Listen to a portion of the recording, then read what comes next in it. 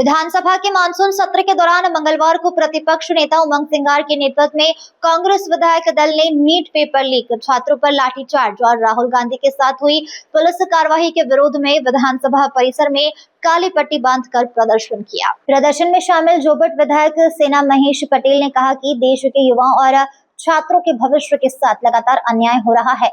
NEET paper leak जैसे घोटालों ने लाखों विद्यार्थियों की मेहनत और सपनों को चोट पहुंचाई है, लेकिन केंद्र और राज्य सरकारें दोषियों पर कार्रवाई करने के बजाय छात्रों की आवाज दबा रही है। उन्होंने कहा है कि न्याय की मांग कर रहे छात्रों पर लाठीचार्ज किया गया। लोकसभा में नेता प्रतिपक्ष राहुल गांधी छात्रों के साथ खड़े हुए तो उनके साथ भी पुलिस ने दुर्व्यवहार किया। यह लोकतांत्रिक मूल्यों और अभिव्यक्ति की स्वतंत्रता पर सीधा हमला है।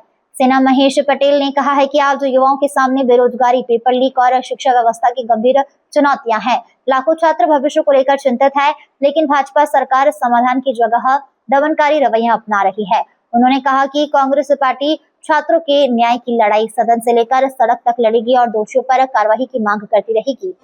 पूरे कांग्रेस और विपक्षों के नेतृत्व में माननीय उमंग सिंगार जी, पटवारी जी के नेतृत्व में, हरीश चौधरी जी के नेतृत्व में जिस प्रकार से हम काली पट्टी बांध के हम आज विरोध प्रदर्शन कर रहे हैं।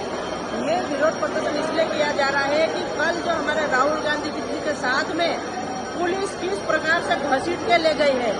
देश में आवाज उठाने का अधिकार सबको है, लेकिन उन युवाओं की आवाज बनकर हमारे राहुल गांधी अगर उनके धरने पे बैठे थे तो सिस्टम इनका जिस प्रकार से चरमरा गया है।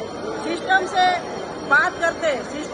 अगर बात करते तो उसका समाधान निकलता, लेकिन राहुल गांधी जी को घसीट के ले गए, उनके नाक से ब्लड आ गया और कितने ऐसे हमारे छात्र हैं जिनके ऊपर अत्याचार किया, लाठियां बरसाई, लहू लहान किया।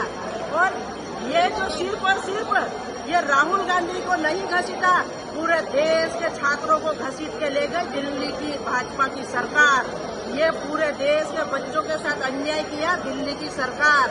और मध्य प्रदेश के भी हमारे 10 लाख स्टूडेंट थे, उनके साथ भी यही अन्याय हुआ है।